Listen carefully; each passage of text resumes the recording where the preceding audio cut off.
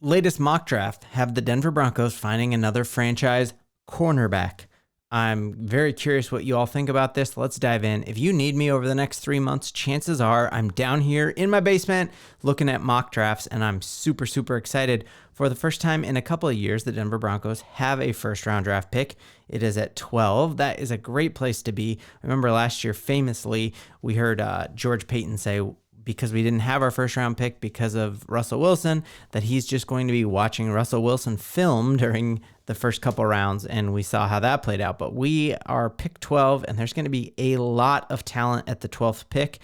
Very, very excited. So I'm looking at Josh Edwards' pick on CBS mock draft.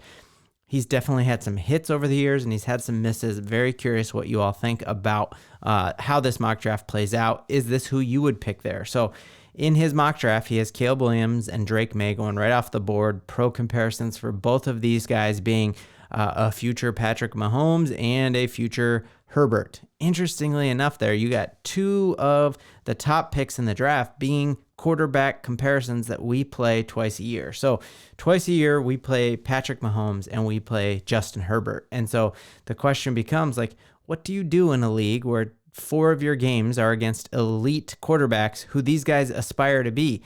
Chances are, and statistically, 35% of first-round quarterbacks flame out and are busts. And so chances of these guys being Mahomes and Herbert are very low, but the chances of us having to actually play those dudes, very high because we have to. And so what this draft has, it has Harrison going to the Patriots at 3, the top tackle going to protect Murray's blind side.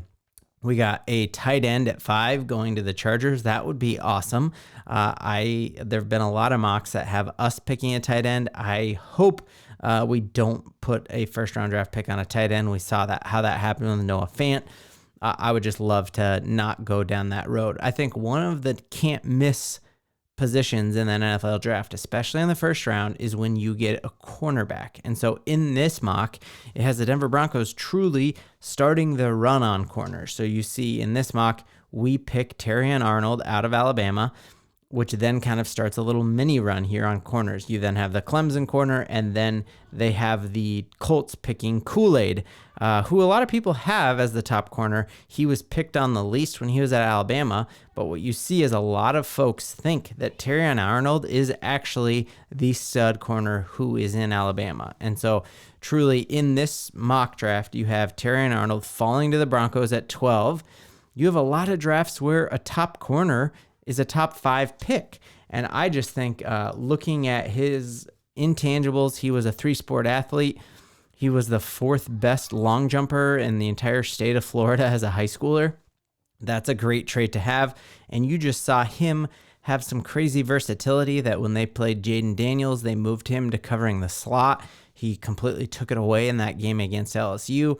He's had some incredible tackles for losses. He's a cover corner, but then also he can help in the run game, and 5-star athlete. And then interestingly enough, there's this Bama Standard Network, and they had a little debate earlier in this year about who their favorite corner is.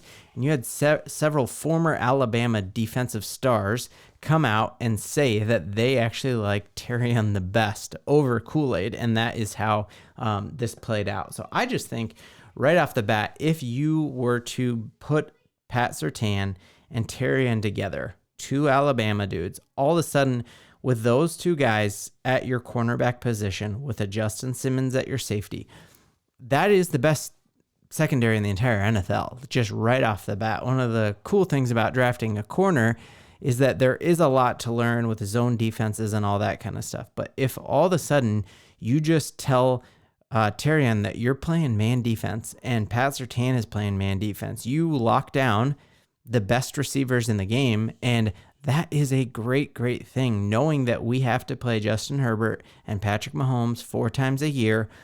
How does that go for them? Like we already saw coming into that last game in the year, the Denver Broncos defense had held AFC West opponents to 13 points a game.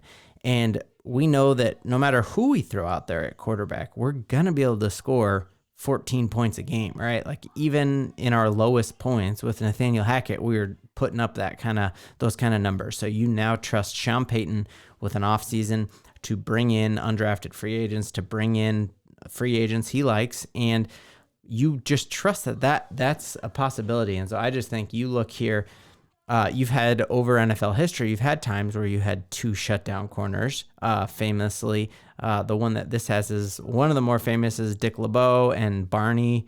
We look here, and the top one of all time was Ronnie Lott and Eric Wright.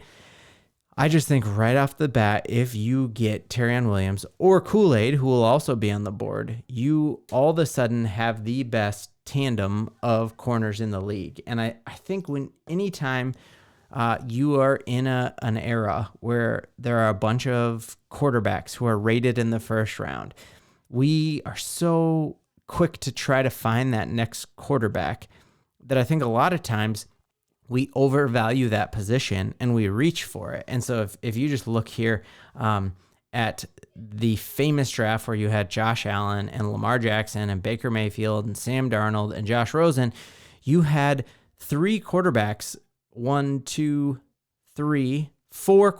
go in the top 10, which really only two of them should have, right? It should have been Josh Allen and it should have been Lamar Jackson. But by doing that, when you have quarterbacks go so early, what ends up happening is that the true talent in that draft falls later and later and later. And if you are if you're a team that drafted Sam Darnold or Josh Rosen, wouldn't you much have preferred to have a Denzel Ward, to have who was the other corner who went high, Jair Alexander, unless he's doing the coin flip?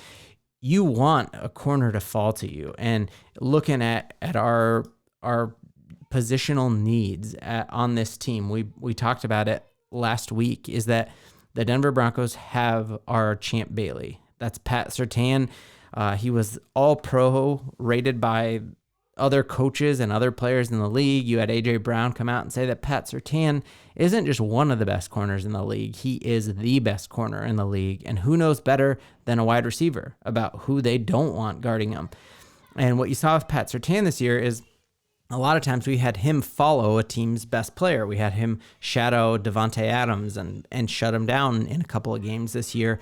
So now imagine a world where Pat Surtain doesn't have to travel and tip the offense, but instead we have two lockdown corners. We have Pat Surtain and Kool-Aid or Darian Arnold here. And that is a very, very exciting thing to have, especially if all the rumors ring true and we are front runners to bring in another edge rusher, whether that's Josh Allen or whether that is Danielle Hunter. And I just think if this is to happen, the Denver Broncos are going to have two of the best corners in the entire league. We are then going to have the cap room because of a renegotiated Cortland Sutton deal, because of renegotiating other deals. We'll have the type of defensive front that can shut down our AFC West opponents.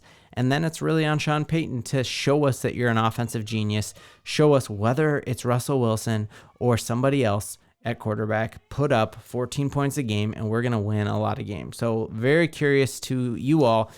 If that mock rings true, how do you feel about the Denver Broncos picking a cornerback at 12? Or do you think in that case, if you looked at that board, we still had Michael Penix on the board, would it be a better move for the Denver Broncos to take a swing and draft an older quarterback in Penix? So can't wait to hear what you think about that, Broncos country, and I hope you are buckled up.